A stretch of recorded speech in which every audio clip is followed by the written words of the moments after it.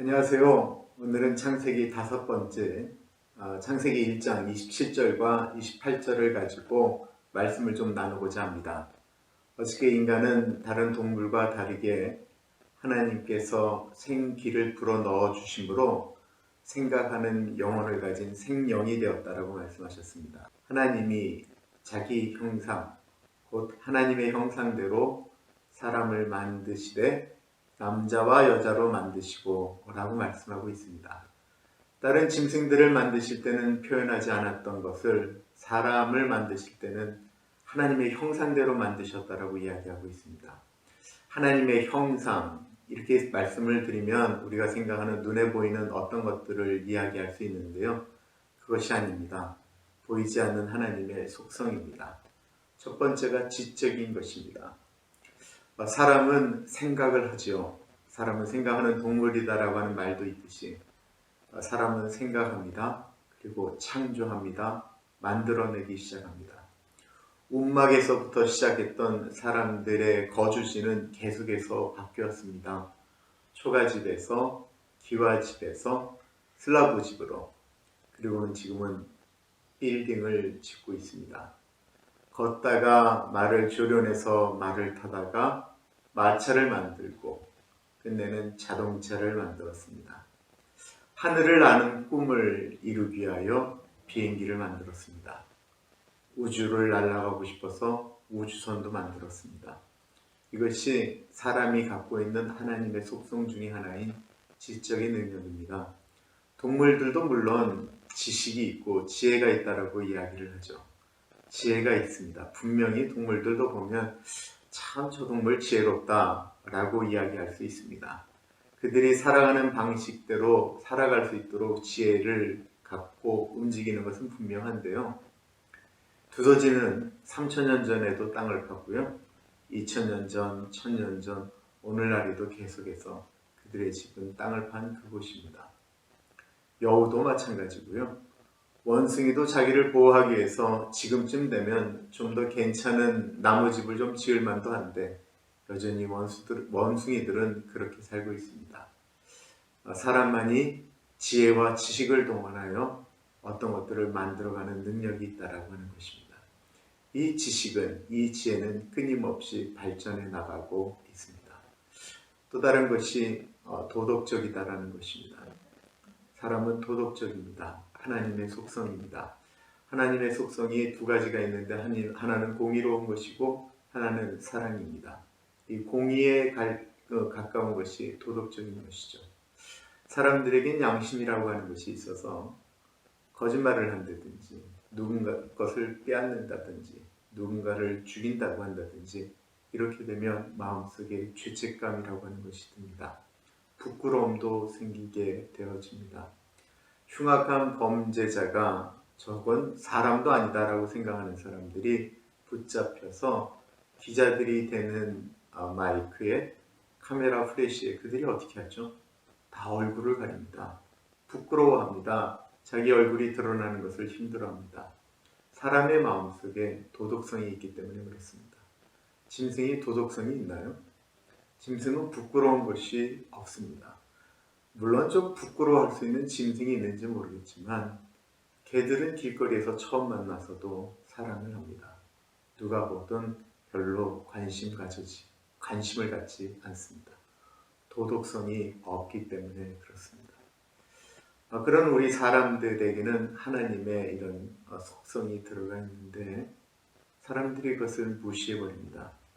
하나님은 우리 인간의 존엄성을 인정하시죠. 인간의 존엄성이 있는 것은 하나님의 속성이 들어가 있기 때문에 그렇습니다. 그런데 우리 사람들이 그것을 무시하죠. 하나님의 속성을 무시해버리고 인간이 자기 생각대로 움직일 때 인간성이 파괴되어져 갑니다. 하나님의 속성이 무너져 가는 것입니다. 그 중에 하나가 사람을 무시하는 거예요. 하나님은 하나님의 사람들을 이 세상에 있는 모든 사람들에게 하나님의 형상대로 지어주셨습니다. 그런데 우리는 사람을 평가할 때 그 사람의 지식이나 그 사람이 가지고 있는 물질이나 그 사람의 지위나 혹은 피부색을 갖고 사람을 평가할 때가 많이 있습니다. 그렇게 하면서 사람의 인간성을 파괴하죠. 또 다른 것이 하나 있다고 한다면 그는 우리 사람이 영적인 존재라고 하는 것입니다. 하나님의 속성입니다.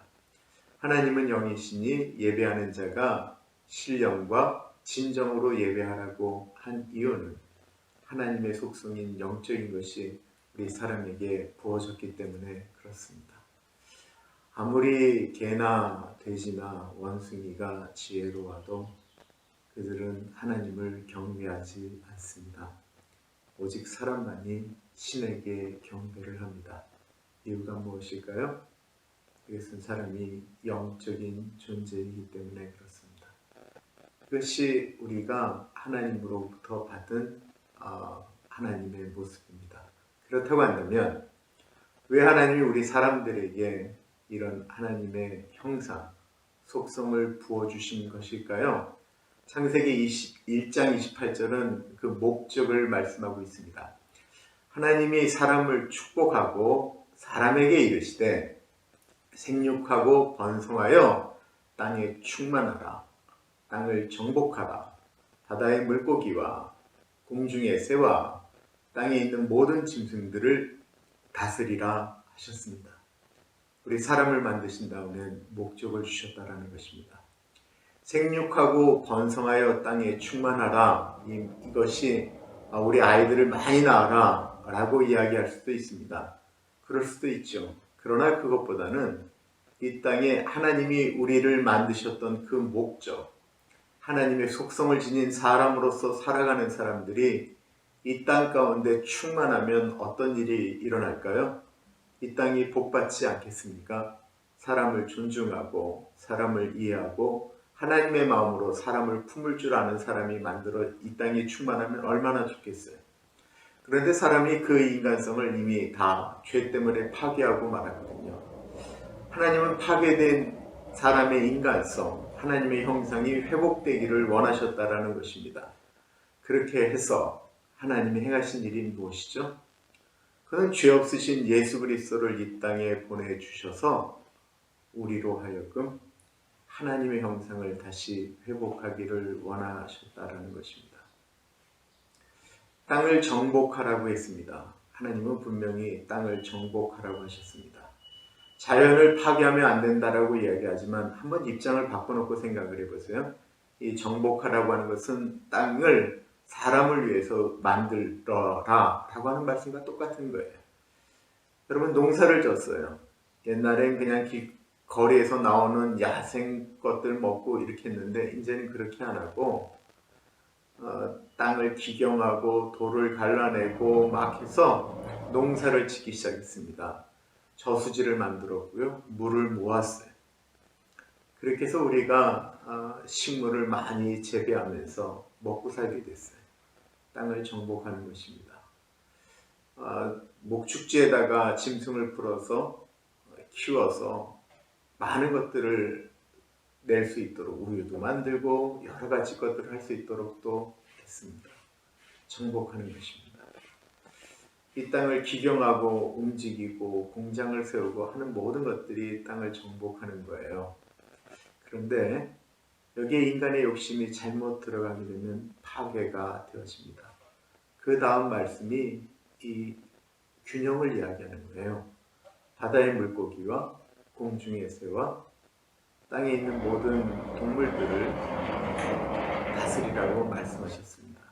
그것이 바로 그 균형을 이야기하는 것입니다. 이 땅이 자연과 인간이 조화롭게 살아갈 수 있도록 이 땅이 만들어졌던 모든 것들은 인간을 위해서 만들어진 것인데 그것들을 다스리도록 인간이 자연을 이용하되 파괴하지 않으면서도 자연과 인간이 같이 움직일 수 있도록. 그러나 사람은 배가 고프면 어차피 자연을 파괴할 수밖에 없거든요. 그것에 대한 규모를 만들려고 하나님께서 이렇게 만드셨다는 것입니다. 사람에게는 목적을 가지고 하나님이 만드셨다라고 하는 표현이 이것입니다. 29절에 참 재미있는 이야기가 나와요. 인류가 언제부터 육식을 했는지, 언제부터 채식을 했는지라는 얘기가 이 29절에 정확히 나옵니다. 하나님께서 우리 사람에게 씨 맺는 채소, 그리고 씨 있는 열매 나무를 먹으라고 말씀하셨어요. 그러니까 아직 이때는 육식이 허락되지 않았을 때라는 것입니다. 너무 재밌죠? 창세기 1장에 채식에 대한 이야기가 나온다니까요. 예전에 그 김동호 목사님이 이런 말씀을 하셨어요.